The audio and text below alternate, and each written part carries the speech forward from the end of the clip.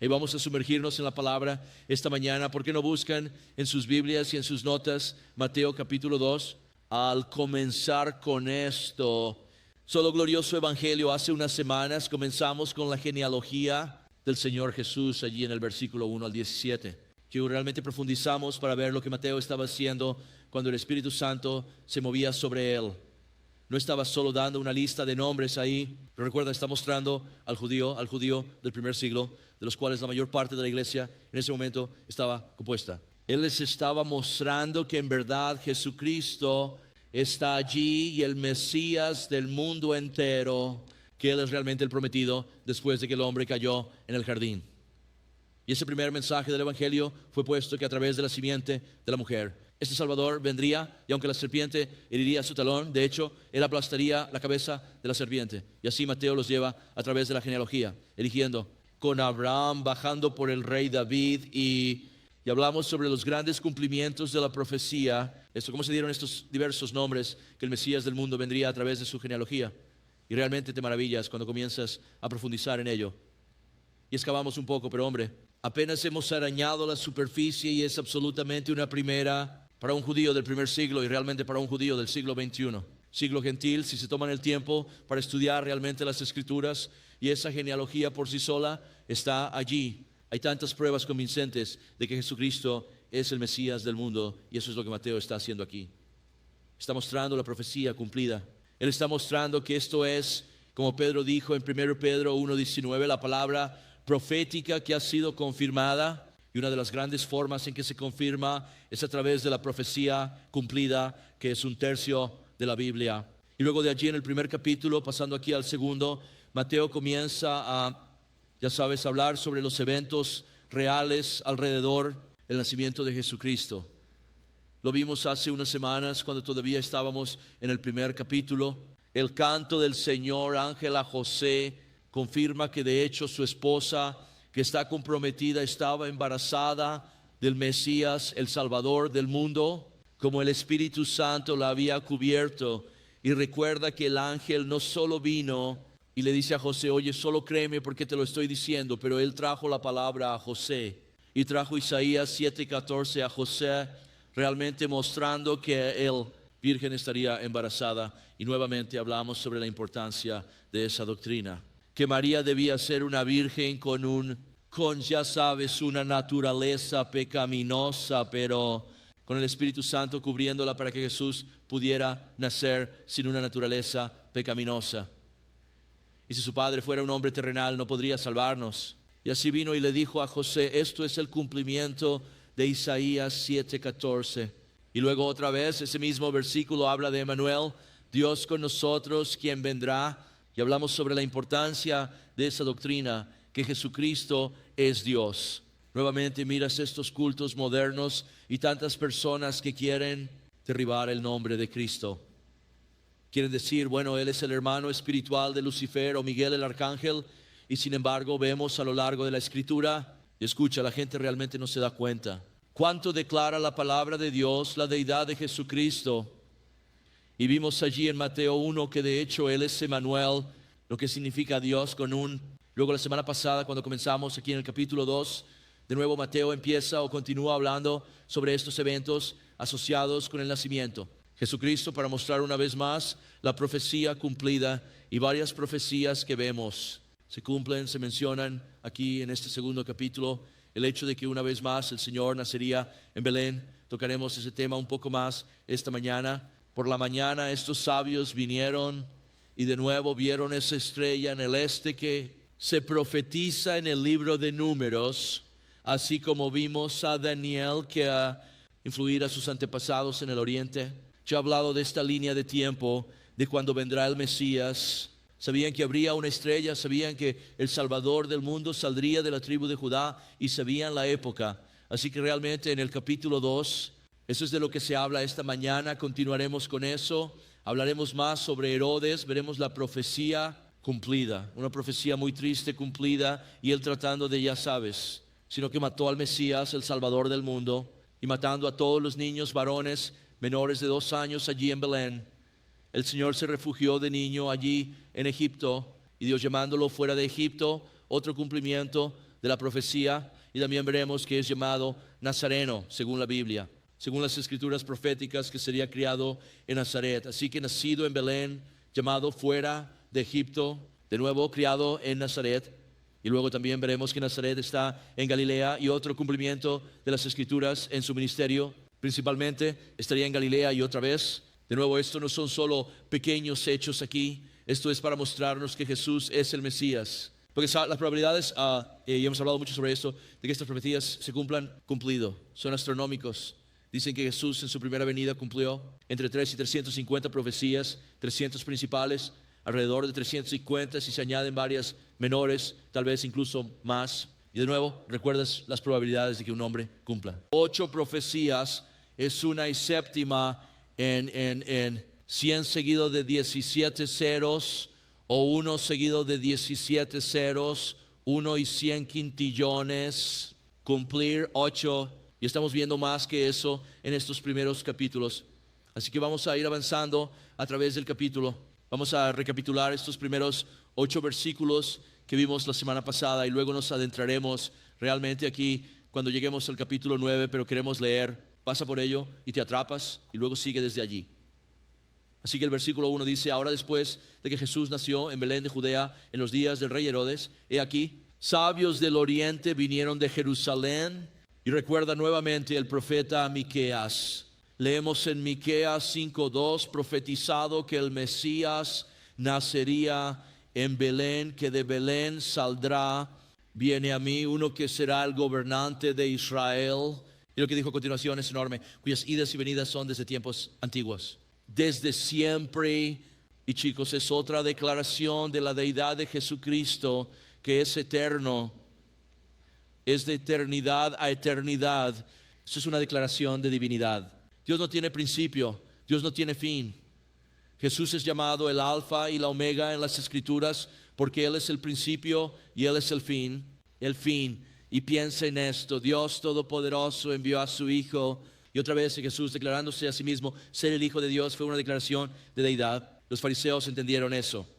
De hecho, fue una de las razones por las que querían destruirlo, porque Él dijo: y tú, llamándote a ti mismo el Hijo de Dios, estás diciendo que eres igual a Dios. Jesús nunca negó quién era. Absolutamente proclamó quién era durante todo su tiempo, de acuerdo de nuevo a quién era y de acuerdo a lo que las escrituras declaran que Él era. Y así, de eterno a eterno, el Dios que nos hizo vino a este mundo para salvarnos. Absolutamente, al ir a la cruz, demostró su amor por ti. Y recibe eso esta mañana. Tenemos un enemigo de nuestra alma que siempre nos ataca en el área del amor de Dios hacia nosotros, queriendo convencernos de que Dios no nos ama, que Dios no está a nuestro favor. Él está a nuestro favor y nos ama. Él es justo, Él disciplinará a los suyos. Si lo rechazas, nuevamente enfrentarás su juicio, porque de nuevo Él es un juez justo, recto y santo. Pero Él te ama absolutamente. Él vino a este mundo para hacer ¿qué? No podríamos vivir una vida sin pecado, pagar la pena de nuestro pecado, resucitar de la tumba, que quien quiera, cualquiera, si alguien invoca el nombre del Señor, será salvo. Esa es una buena noticia. ¿Has invocado su nombre? ¿Puedes decir amén a eso esta mañana? También vemos aquí en este primer versículo que todas estas cosas sucedieron durante el tiempo de Herodes. Hablamos mucho sobre él la semana pasada.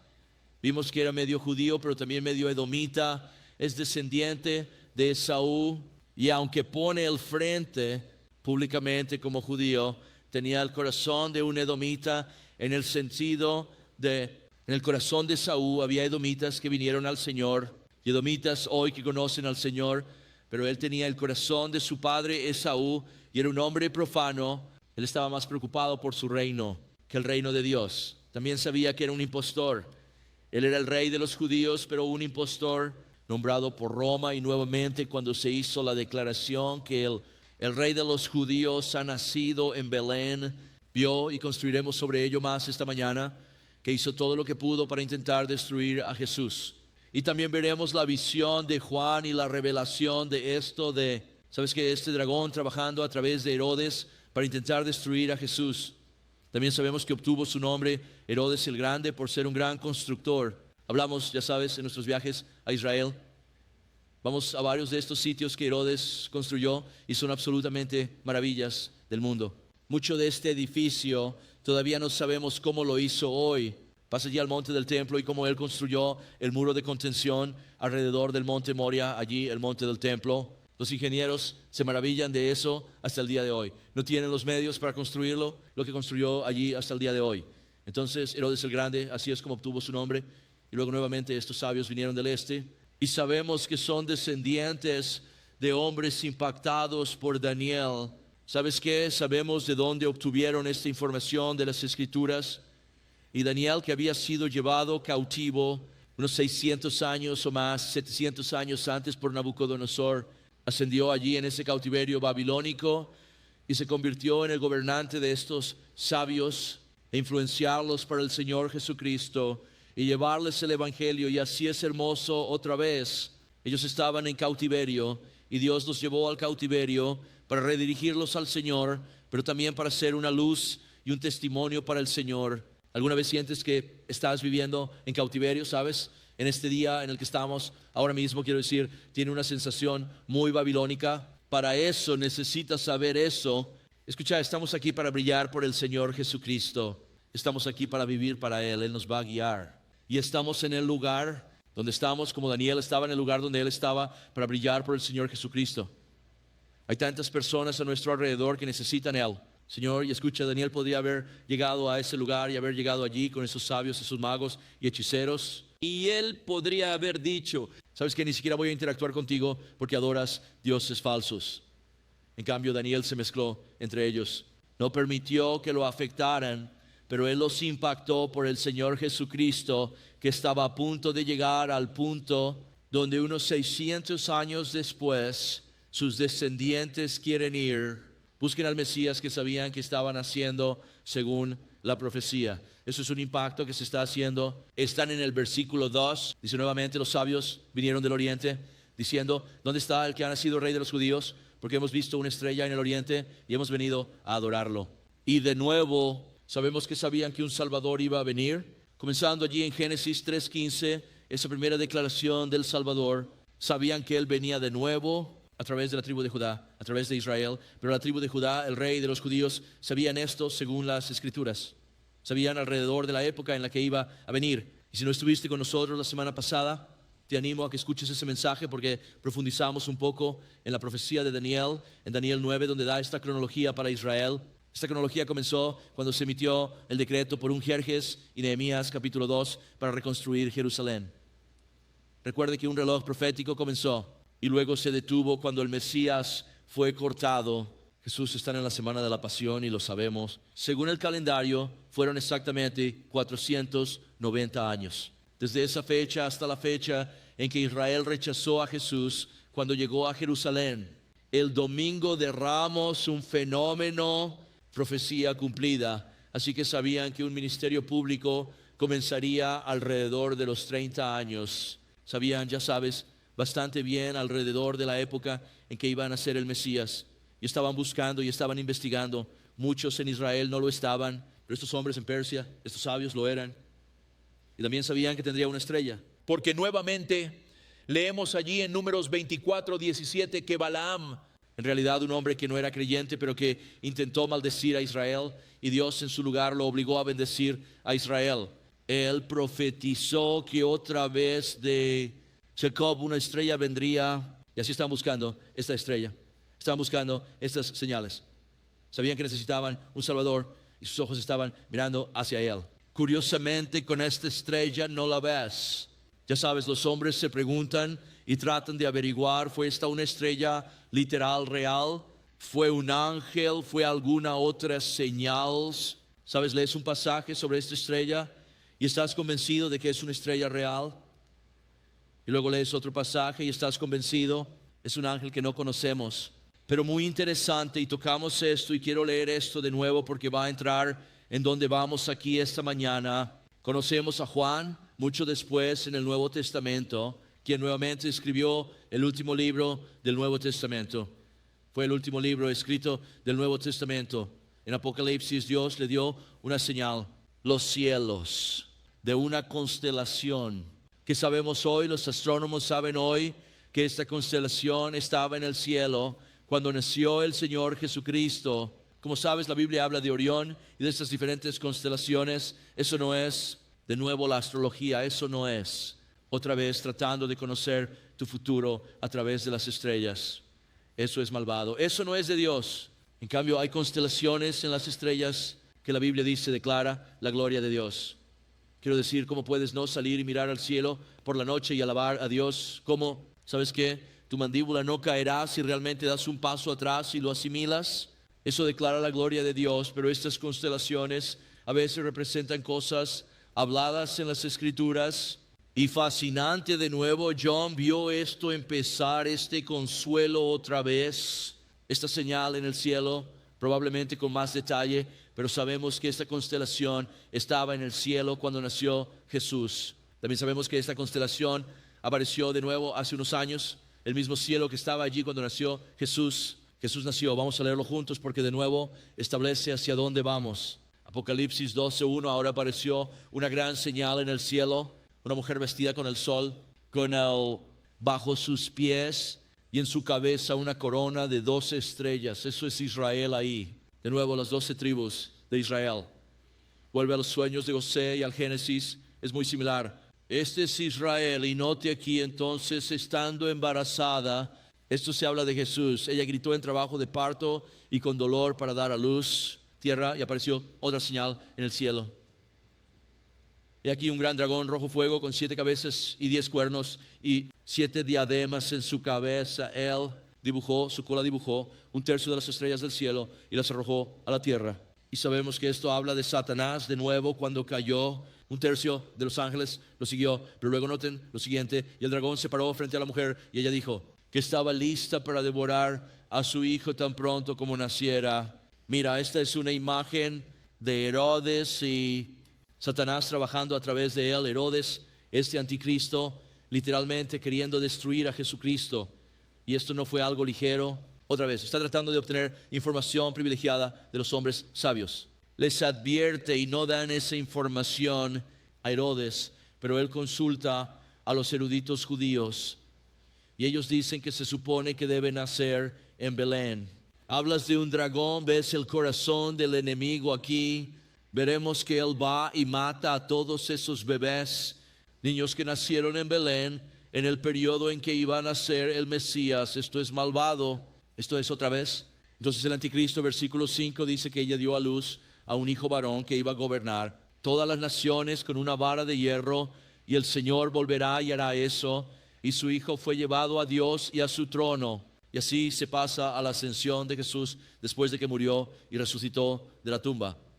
Y luego el versículo 6 cambia a los tiempos finales. Nuevamente, en la profecía de Daniel, él habla de 490 años, 483, creo que dije 490, antes que eso se cumplió. Me equivoqué allí, 483, eso se cumplió. Quedan 7 años llamados la gran tribulación, y el versículo 6 habla de eso. Huyó al desierto, donde tenía un lugar preparado por Dios para aquellos que deben alimentarla durante 1260 días o 3 años y medio, chicos. Mucho de esto se ha desarrollado. Déjame decirte que el resto se desarrollará. Y es simplemente asombroso que Juan vio de nuevo esta señal en el cielo donde ibas a ser sanado. Sabemos que esta fue la consolación en el día de Jesucristo, y sabemos que estos sabios buscaban una estrella. ¿Era esta consolación parte de eso? Probablemente fue todo. No lo sabemos. Creo que fue más que eso. Nota el versículo 3, cuando el rey Herodes escuchó esto, se preocupó, y toda Jerusalén con él. Entonces de nuevo los sabios vinieron y dijeron: vinimos a buscar al rey de los judíos, estamos buscándolos. Y de nuevo Herodes, que decía ser judío, que sabía que venía un Salvador, pensarías que se alegraría por eso. Podría ir, ya sabes, sí, sé que soy el rey ahora mismo, pero mi tiempo es corto, mi alma eterna tiene un gran valor, estoy regocijándome, el Mesías va a nacer. En cambio, estaba preocupado, porque de nuevo, como Esaú, su antepasado, era un hombre profano. Esaú, que vendió su alma por un plato de sopa, así era Herodes. Y así son muchas personas hoy. Están más preocupados de nuevo por la próxima comida, su próximo placer, su próxima experiencia hedonista. No tienen consideración por sus almas. No entienden que su alma es preciosa. No entienden cuando Jesús, solo dije que es, beneficia a un hombre si gana todo el mundo y pierde un alma? No entienden la gravedad de eso. Si vives esta vida y consigues todo lo que buscas obtener, pero mueres sin una relación con Jesucristo, pasas la eternidad en un lugar que la Biblia llama infierno. La llama eterna no es un asunto menor, y no piensa por un momento que Dios no va a ser fiel a su palabra con ese juicio, porque Él fue fiel a su palabra y Cristo vino en venir y pagando la pena de tu pecado para que puedas ser salvado de ese juicio. Herodes estaba preocupado por ello, y luego tristemente dice que Jerusalén estaba preocupado por ello. Los sabios del este estaban tan emocionados de que el Salvador hubiera venido de nuevo, pero allí en Jerusalén su problema que tuvo su Salvador viene, y de nuevo creo que por dos razones. Primero, sabían que Herodes estaba a punto de ser provocado y hacer algunas locuras porque era un hombre loco.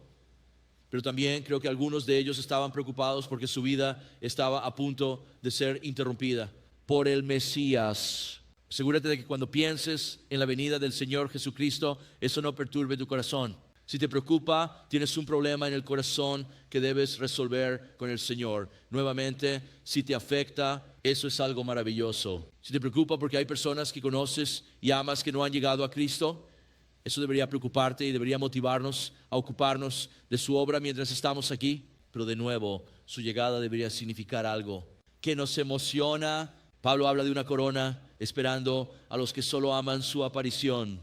Chicos, recibimos una corona eterna solo por tener un corazón que dice: ven pronto, Señor Jesús. De nuevo, Dios nos da muchas cosas para disfrutar aquí. Somos un pueblo bendecido. Míranos esta mañana. No somos bendecidos, mira a tu alrededor esta mañana. Pero chicos, como dije muchas veces en el tablero de Monopolio, esta es la avenida Báltica y Dios nos ha llevado a Broadway y Park Place, mucho mejor que esto. Lo que Él tiene para nosotros es tan bueno.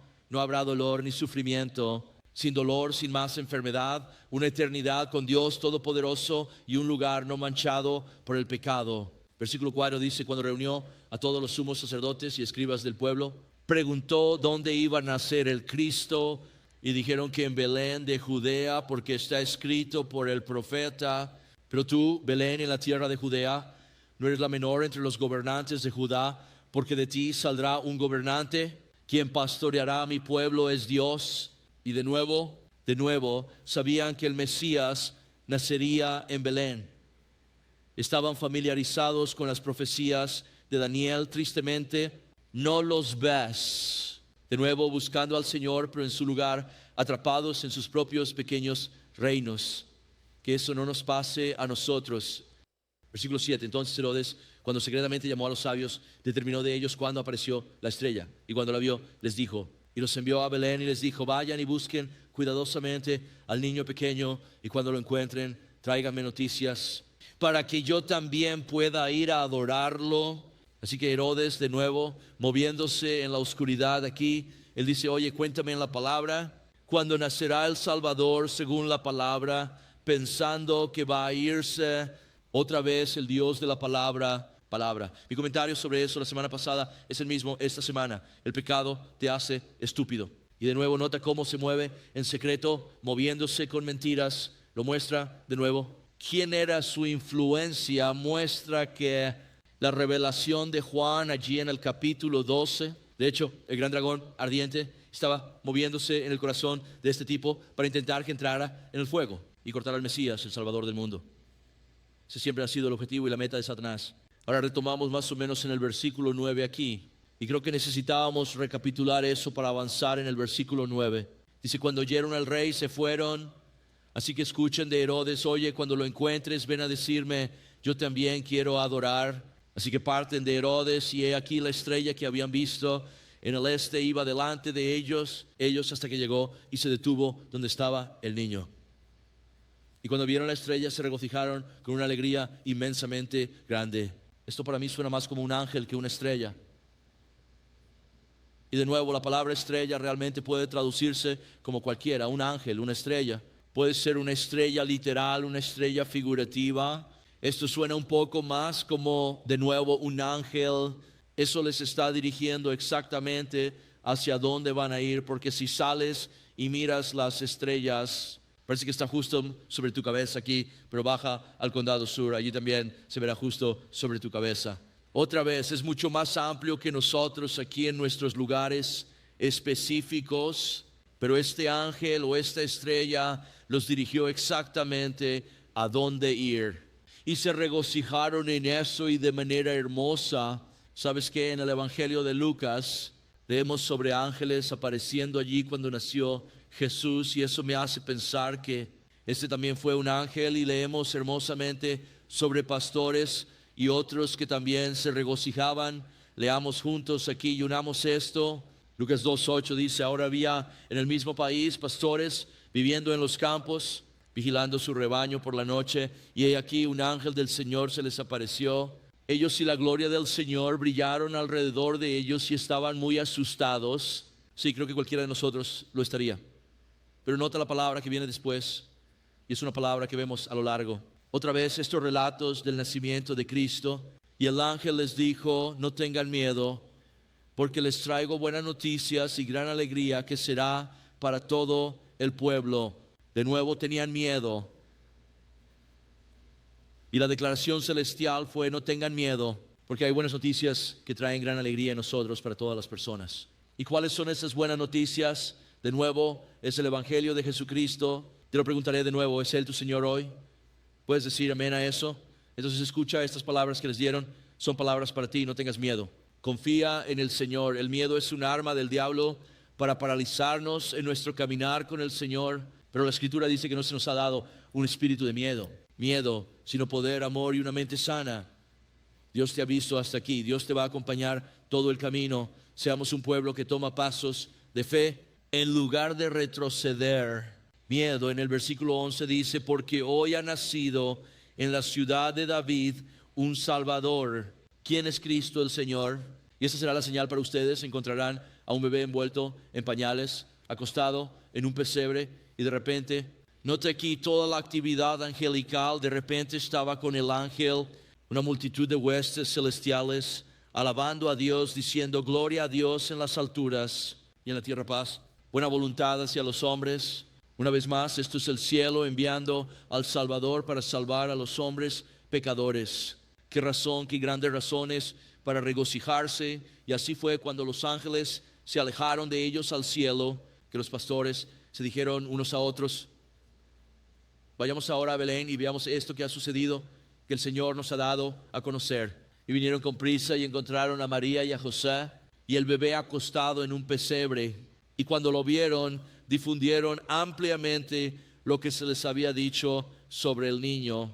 Y todos los que lo escucharon se maravillaron de estas cosas que les fueron contadas por los pastores. Pero María guardaba todas estas cosas y las meditaba en su corazón. Luego nota el versículo 20. Entonces los pastores regresaron, glorificando y alabando a Dios por cosas que habían oído y visto como se les había dicho. Y de nuevo nosotros verlos regocijarse. Vemos a los ángeles regocijarse.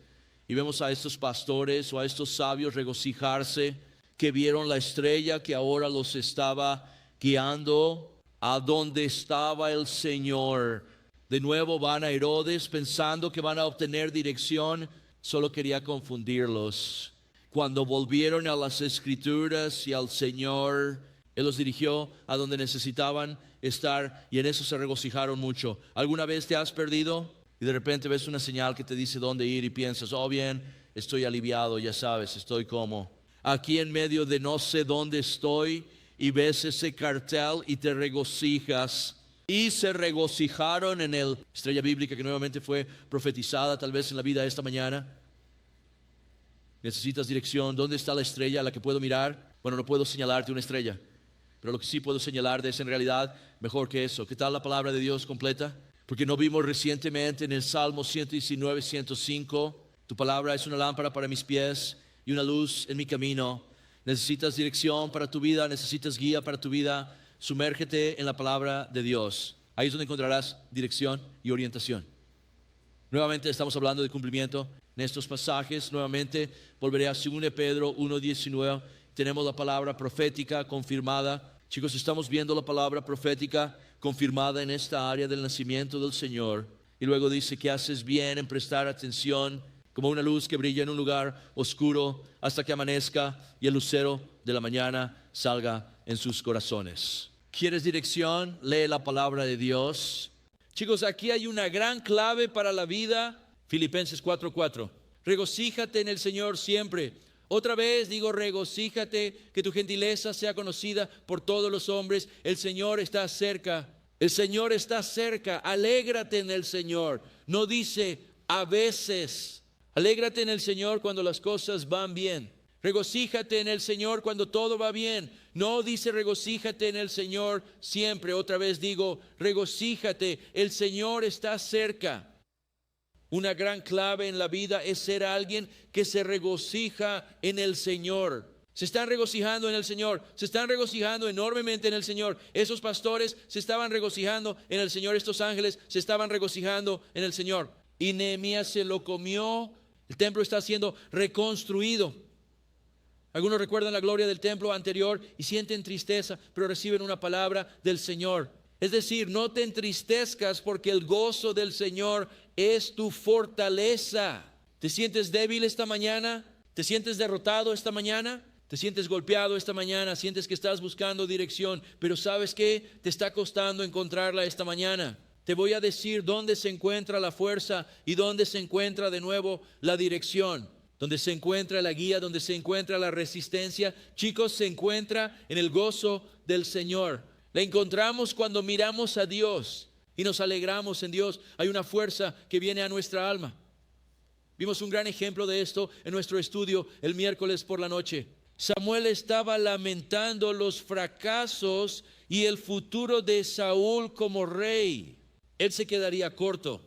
Dios ha dicho, voy a quitarte el reino y dárselo a alguien mejor que tú. Samuel estaba llorando por esto, lamentaba esto. En ello olvidó que Dios era quien quitaba Saúl. Y en ello él no estaba buscando en las Escrituras, porque las Escrituras decían, el Salvador vendría de Judá y Saúl era de Benjamín. Y él estaba tan obsesionado con eso cuando el Señor le dijo que fuera a ungir al nuevo rey en lugar de levantarse y saber que Dios iría delante de él. Él retrocede y dice, espera un momento, Saúl me matará si hago eso. 6, Tisaker. No tenía alegría ni tenía fuerzas, y la razón era porque no se estaba regocijando en el Señor, estaba revolcándose en el pecado, en las deficiencias de Saúl. Y si hay un lugar para lamentarse, hay un lugar para el duelo. Pero si quieres fuerza en la vida, tienes que aprender a regocijarte en el Señor. Y de nuevo, esto no es solo en vano, es un mandamiento que se nos dio. No te preocupes, sé feliz. No es un mandamiento de esos. Es regocijarse en el Señor, porque estábamos condenados al infierno y su Hijo a morir por nuestros pecados. Él resucitó de la tumba. Somos salvados por gracia mediante la fe. Sus promesas son sí y amén. Él obra todas las cosas para bien de los que le aman y son llamados según su propósito.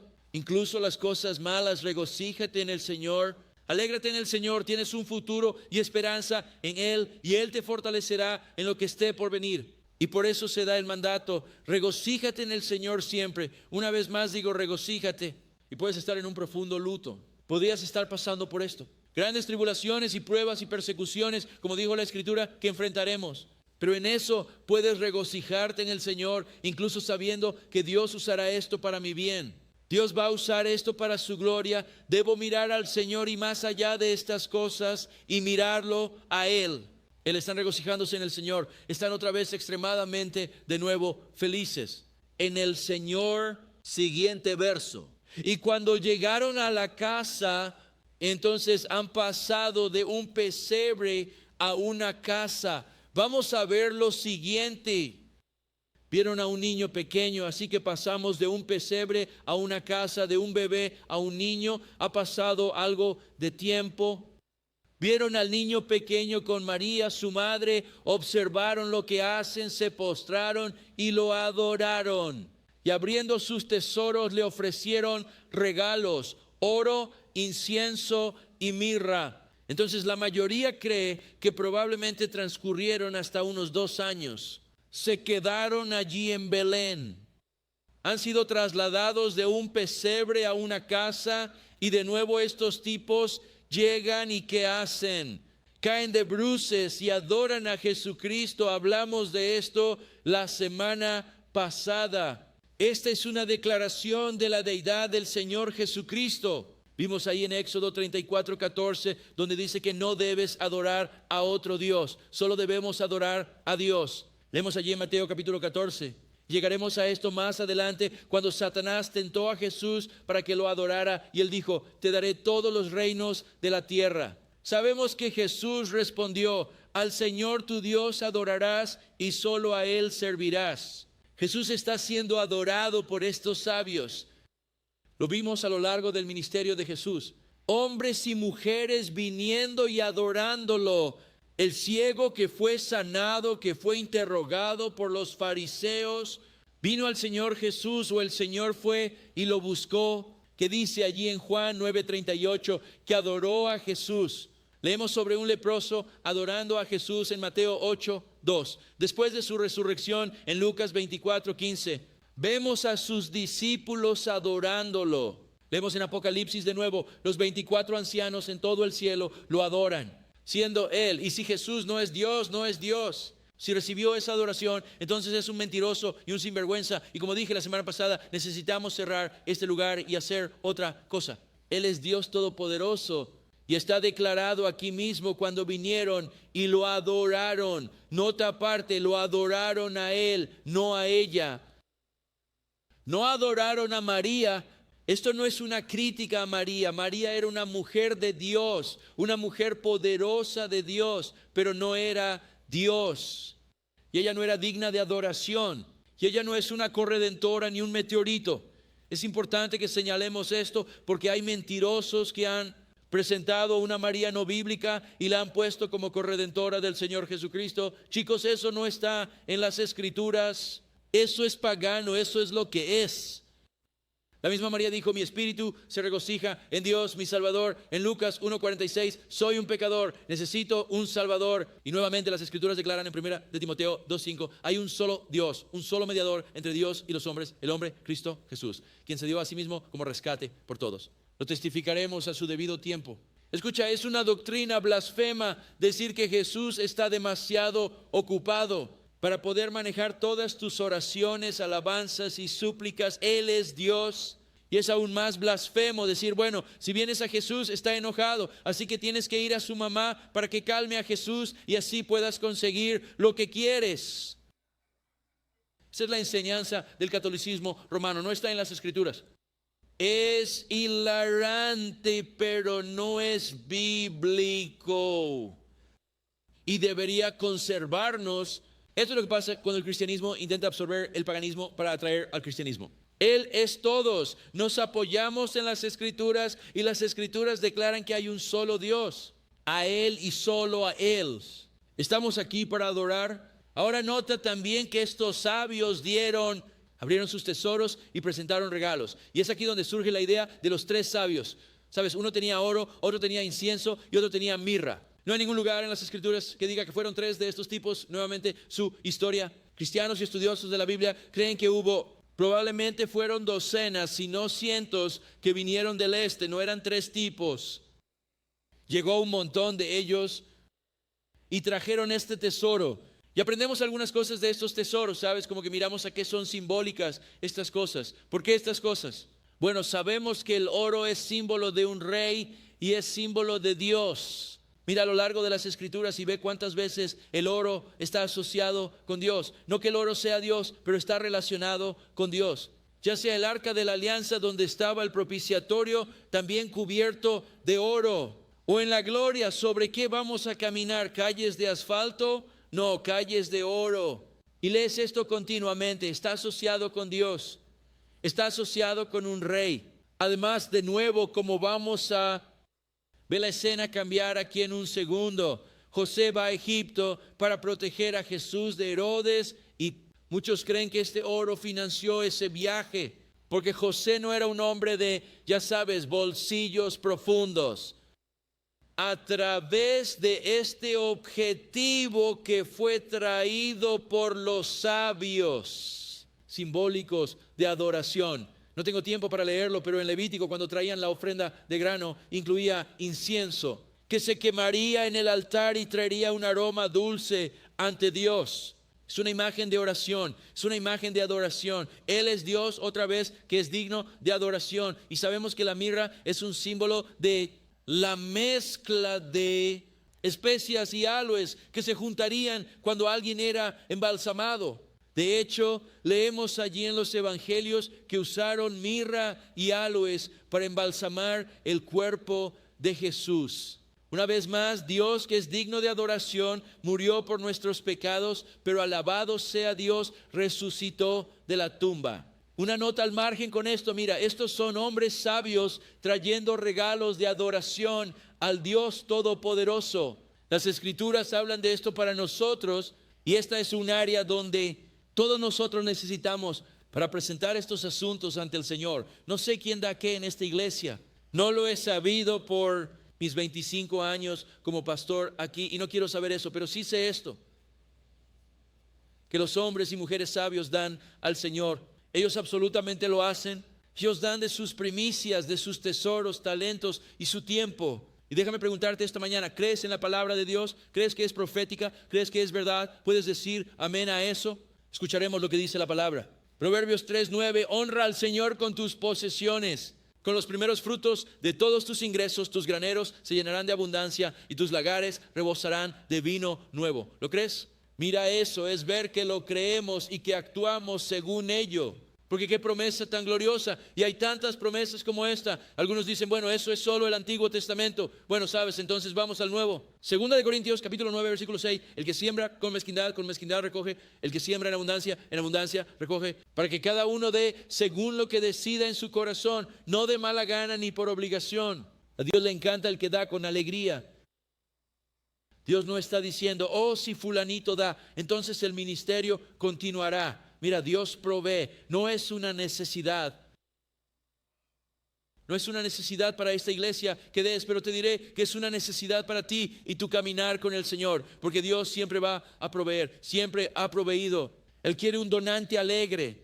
Él quiere a alguien que dé con fe. Quiere que la gente dé, que reconozca esto. Escucha esto esta mañana. Viniste al mundo sin absolutamente nada y vas a dejar el mundo. ¿Estás listo para esto con absolutamente nada? Todo lo que tienes mientras estás aquí pertenece a Dios y eres un administrador de esas cosas. Y Dios dice, de estas cosas te he dado para que las administres y ser bendecido y vivir tu vida aquí. Quiero que tomes lo que te doy y me lo devuelvas, aunque todo es mío. La primera parte de ese aumento, porque es un acto de fe y realmente muestra dónde está tu tesoro. Jesús dijo en Lucas, vende lo que tienes y da limosna. Provéete de bolsas de dinero que no envejezcan y tesoro en los cielos que no falle, donde no se acerca el ladrón ni la polilla destruye. Así que nuevamente, dadme a mí. Tendrás tesoro en el cielo. Y luego dice que donde esté tu tesoro, allí también estará tu corazón. La gente dice, oh, tengo un buen corazón. Oh, tengo un corazón para el Señor. ¿Realmente quieres probar eso? No es por tu sentimiento. No es tu opinión. Una de las grandes confianzas es ¿dónde pones tu tesoro? ¿Está Dios primero en eso? ¿Está Dios primero en tu tiempo, en tus talentos? No se trata solo de finanzas, es en todo. Porque escucha, estos magos no solo aparecieron con regalos. Dejaron algunos asuntos importantes atrás en Persia y dijeron que íbamos a buscar al Señor primero. Y vamos a ver a Dios ir delante de nosotros. Ve y lee Ageo, donde los judíos no estaban haciendo eso. Es como, estás construyendo tus casas elegantes mientras el templo se pudre en ruinas y te preguntas por qué tienes agujeros en tu bolsillo. Básicamente él dice, ponme primero en tu labor y verás cómo te bendigo. Se nos dice en toda la palabra, obtengamos algo de sabiduría de estos sabios. Versículo 12, al haber sido advertidos divinamente en un sueño que no debían regresar a Herodes, partieron hacia su propio país. Y vamos a terminar de otra manera. Otra vez las maquinaciones de Satanás. Juan vio la visión del gran dragón rojo y ardiente. Dios está interviniendo. Dios les da una advertencia divina. Amigos, las escrituras están llenas de advertencias divinas. Sigámoslas. Amén. Además, anímense con esto. Dios frustró los planes de Herodes. Y él a menudo ha hecho esto en la historia, mucho más de lo que incluso reconocemos. Nimrod dijo, oye, vengan conmigo y construiremos una torre hasta el cielo y derrotaremos a Dios. Y Dios frustró ese plan. Sabemos que el faraón otra vez oprimió a los israelitas. Quería evitar que se fueran a adorar a Dios y entraran en la tierra prometida. ¿Adivina qué? Dios frustró ese plan.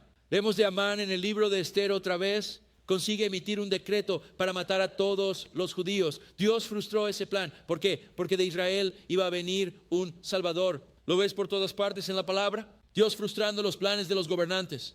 Este mundo. De hecho, Salmos 2 dice que conspiran y planean y sin embargo Dios se ríe de ellos. Recuerda eso en el día en que vivimos ahora mismo. Porque chicos, ¿no oímos mucho alarmismo sobre los gobernantes del mundo? Van a hacer esto, aquello y aquello a lo otro y lanzan una fecha, luego otra fecha y así sucesivamente. Mira, sabemos que las cosas que están en el horizonte se mencionan en las Escrituras. Sabemos que este mundo se mueve hacia un gobierno mundial, una religión mundial, un sistema político mundial. Lo sabemos. Pero escucha, no tengo que temer eso. ¿Por qué? Porque Dios está conmigo. Y si Dios está conmigo, ¿quién puede estar en mi contra? Número uno. Y en segundo lugar, sí, estas cosas se desarrollarán. No sabemos específicamente cómo se desarrollarán, ni exactamente cuándo se desarrollarán. Así que no temas a hombres que no son dignos de ser temidos. Teme a Dios. Porque hay tanta gente por ahí que lo sabe, así que, ya sabes, influenciado por los últimos éxitos políticos. ¿Y qué van a hacer? No debes nada para ser feliz. Hermanos, si no tengo nada, seré feliz porque Dios está en el trono. Pero tú no tienes voz en eso. Dios va a dirigir y guiar mi vida.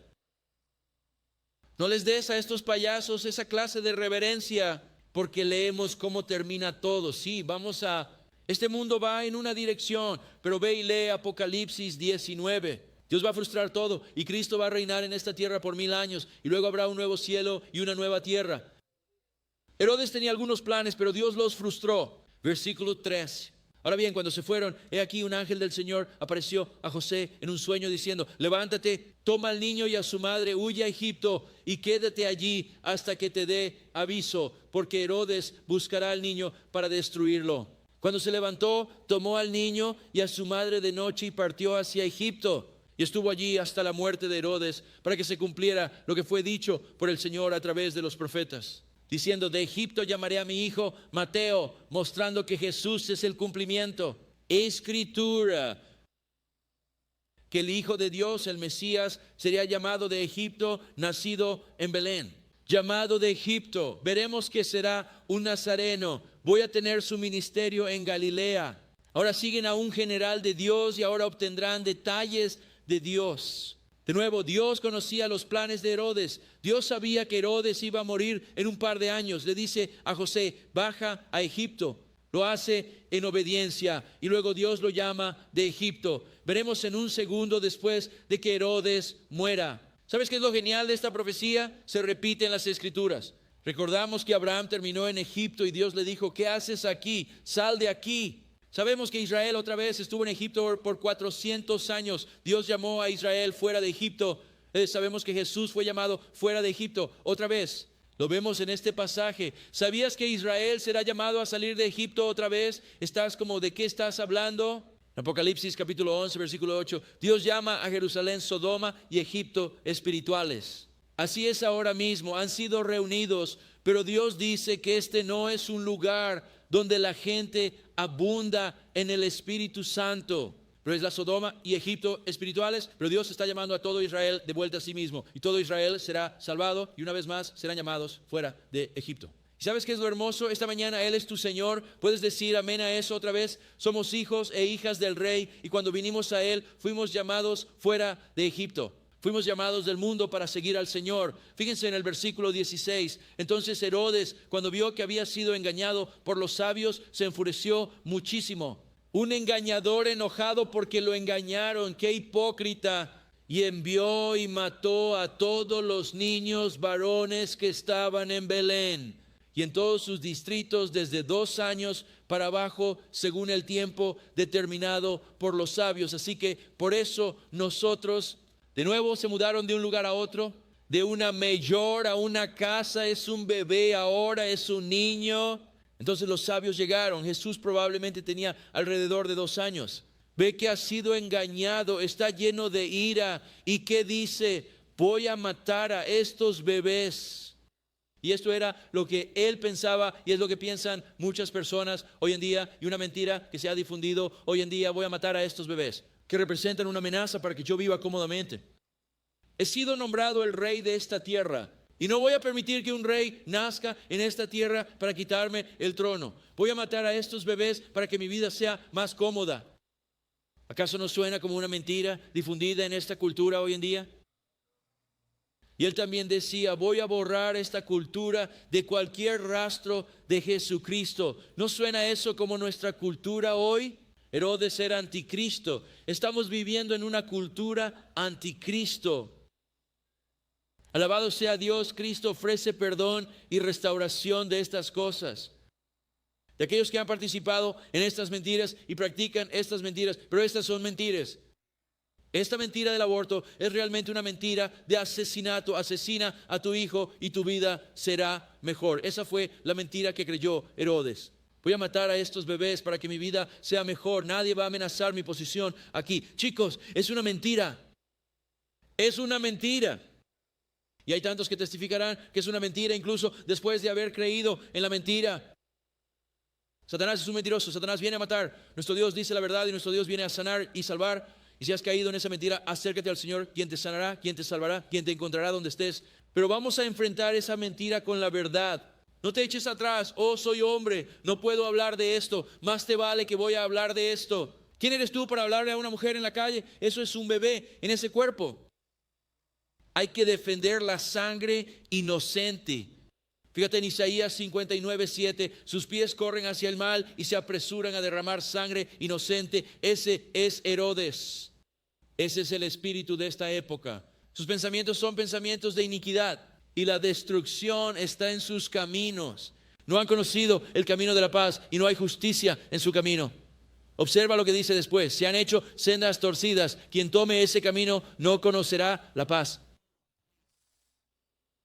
Herodes no tenía paz. ¿Quieres paz? Camina en el camino del Señor. Confía en el Señor. Mira lo que Dios hará. Dios abre caminos cuando piensas que no hay salida. Versículo 17. Entonces se cumplió lo que fue dicho por el profeta Jeremías. Una voz se oyó en Ramá, lamentación y llanto, un gran duelo. Raquel llorando por sus hijos, rehusándose a ser consolada, porque ya no están. Esta es una profecía doblemente cumplida. Esto se cumplió en los días de Jeremías, cuando Israel fue llevado al cautiverio. Y ahora está siendo cumplido de nuevo en el luto y el llanto sobre estos bebés que Herodes vino y destruyó. Y te diré que la muerte de un niño trae un tipo diferente de luto y llanto. Jesús dice en Mateo capítulo 5, versículo 4, bienaventurados los que lloran, porque ellos serán consolados. Que el Señor te consuele en tu duelo, llevando tus lágrimas ante Él. Versículo 19, ahora cuando Herodes estaba muerto y Dios sabía que iba a morir. Yo creo que Herodes realmente comprendiera eso. De lo contrario, podría haber enfocado todo esto de manera diferente.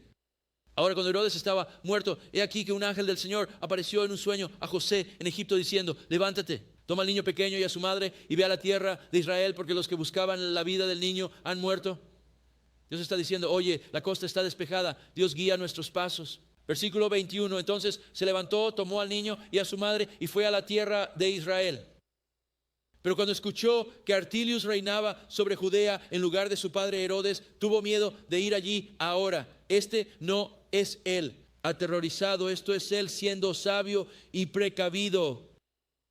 Y vemos eso en lo que viene después. Y siendo advertido por Dios en un sueño, se dirigió a la región de Galilea. Y de nuevo se mueve con sabiduría. No debemos dejarnos llevar por el miedo, sino movernos con sabiduría. No es como decir, hay un león, no debo tener miedo, voy a poner mi mano en la jaula. No, eso se llama estupidez. El padre de este hombre acaba de matar a todos los bebés en Belén. Está retrocediendo, es una buena idea. El Señor les da dirección. No vuelvas allí. Él va a Galilea donde Herodes no estaba y de nuevo sería un cumplimiento de la profecía. Mateo 4:12, la tierra de Zabulón fuera de la tierra de Tel junto al mar, más allá del Jordán, Galilea de los gentiles. El pueblo que estaba en oscuridad ha visto una gran luz sobre los que se sientan en la lluvia. Región, sombra de muerte, ha amanecido. Y desde ese momento Jesús comenzó a predicar diciendo, arrepentíos porque el reino de los cielos está cerca. El ministerio del Señor sería predominantemente en Podún, Galilea, cerca del mar. Está en pueblo chico, Nazaret. Lo veremos en un segundo. Pero cuando deja su ministerio público, va a Cafarnaúm, como sucede, cumpliendo la profecía. Nacer en Belén, llamado de Egipto, ministrar en Galilea, y luego una última profecía con la que cerraremos. Versículo 23. Hemos llegado al final. No pensabas que lo lograríamos. Creías que iba a tardar 3 semanas y aquí estamos. Y vino y habitó en una ciudad llamada Nazaret para que se cumpliera lo que fue dicho por los profetas. Será llamado Nazareno. No dice Nazareo. Tiene la vocal de Nazareo en el Antiguo Testamento. De hecho, Pablo la tomó en el Nuevo Testamento. Sansón hizo el voto de Nazareo. Samuel tuvo el voto de Nazareo. No se afeitaban la cabeza. No tocaban cuerpos muertos. No bebían vino ni iban a viñedos. Ellos fueron apartados nuevamente para los propósitos del Señor. Jesús fue absolutamente apartado para los propósitos de Dios, pero no era un nazareo. Aquí es donde va la gente. Jesús tenía el pelo largo y suelto. Era un nazareno. No, Él es un nazareno. Nazareno no es un nazareo. Ahora puede ser un nazareo de Nazaret, pero Nazaret, disculpa, pero no dice que era un nazareo en ese sentido. Es interesante, Nazaret es la forma griega de la palabra hebrea Nester, que significa un brote o un retoño. Porque no ves específicamente en el Antiguo Testamento donde dice que sería nazareno, pero habla de él como el retoño, un brote, un renuevo. Mira, Israel ha sido devastado. Han sido llevados de regreso al cautiverio, pero aún estaban bajo opresión a pesar de todo eso. Dios, según sus palabras, envió a su Hijo y adivina qué, Jesús creció para ser el Salvador del mundo. Observa Isaías 53, versículo 2. Nuevamente profetizado unos 700 u 800 años antes. Y así será, y Él será, porque Él crecerá delante de Él como una planta joven y como una raíz de tierra seca, no tiene forma ni belleza. Y cuando lo veamos, no habrá belleza que nos atraiga hacia Él. Es esta profecía cumpliéndose. Él sería un nazareo, Él sería un nido, Él brotaría. Sería como una planta tierna que brotaría. Es una rama que salió de un árbol cortado, un tocón. Pero hay un cumplimiento mayor de esto. No hay belleza que nos haga desearlo. Es despreciado y rechazado por los hombres. Un hombre de dolores, familiarizado con el sufrimiento. Y escondimos como si fuera nuestros rostros de Él. Fue despreciado, pero no lo valoramos. Ciertamente Él ha llevado nuestras tristezas y ha cargado con nuestros dolores. Lo consideramos herido, golpeado por Dios y afligido. Así que otra vez es una planta tierna. En ese sentido es un néster, un tirador, un brote. Pero también fue despreciado. Y lo interesante es que Nazaret era el lugar más despreciado de toda Galilea. ¿Estás listo para esto? Jesús creció en el barrio. Jesús creció otra vez en el pueblo perdido, atrasado, donde están haciendo licor ilegal y andando con sus escopetas en la parte trasera de la, ya sabes, la vieja camioneta Ford. Sin embargo, como quieras verlo, era un lugar que fue despreciado. Juan 145. Felipe encontró a Natanael y le dijo: hemos encontrado a aquel de quien escribieron Moisés en la ley y también los profetas, Jesús de Nazaret, el hijo de José. Y Natanael le dijo: ¿puede salir algo bueno de Nazaret? Y Felipe dijo: ven y mira, ¿no es increíble? ¿No es increíble? Y aquí está Mateo mostrando esto a todos esos judíos del primer siglo y Dios mostrándonoslo a nosotros esta mañana. Pongámonos de pie y cerremos con una oración. Señor, te alabamos, te glorificamos y te honramos, Dios. Te agradecemos que eres quien dices ser y te damos gracias por enviar a tu Hijo. Y te agradecemos, Jesús, que eres Emmanuel, Dios que bajó para salvarnos, quien murió en la cruz por nosotros, quien resucitó, quien ascendió y quien va a regresar. Y Dios que está con nosotros, que viene a haznos habitar contigo cuando humillamos nuestros corazones y clamamos tu nombre para salvación. Señor, he preguntado muchas veces si Él es tu Señor y muchas veces he escuchado varios fuertes amén de esta asamblea de personas. Pero Señor, puede haber personas aquí hoy que no te conocen, han venido hoy y han oído hablar de ti. Han escuchado un poco sobre ti, ven algunas de las profecías que has cumplido y ojalá, Señor, los evangelios que han sido transmitidos. Para ellos las malas noticias de que somos pecadores condenados al infierno bajo el juicio de Dios, pero lo bueno, notifícate que Jesús vino y vivió una vida sin pecado según las escrituras que profetizan sobre Él y murió en nuestro lugar y pagó la penalidad de nuestros pecados.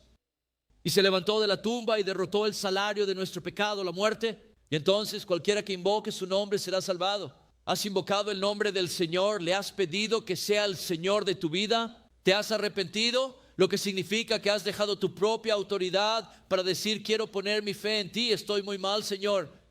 Necesito tu ayuda, Señor, no puedo salvarme a mí mismo, no puedo cambiarme a mí mismo, pero creo que viniste a salvarme y te estoy pidiendo que me salves y seas mi Señor. Y ven absolutamente a ser mi amigo y mi Dios. Él te encontrará donde estés. Si eres tú, pídele ahora mismo que venga a tu vida. Pídele ahora mismo que te encuentre donde estás, lo hará. Señor, cualquiera en ese lugar, encuéntralos donde están, Dios.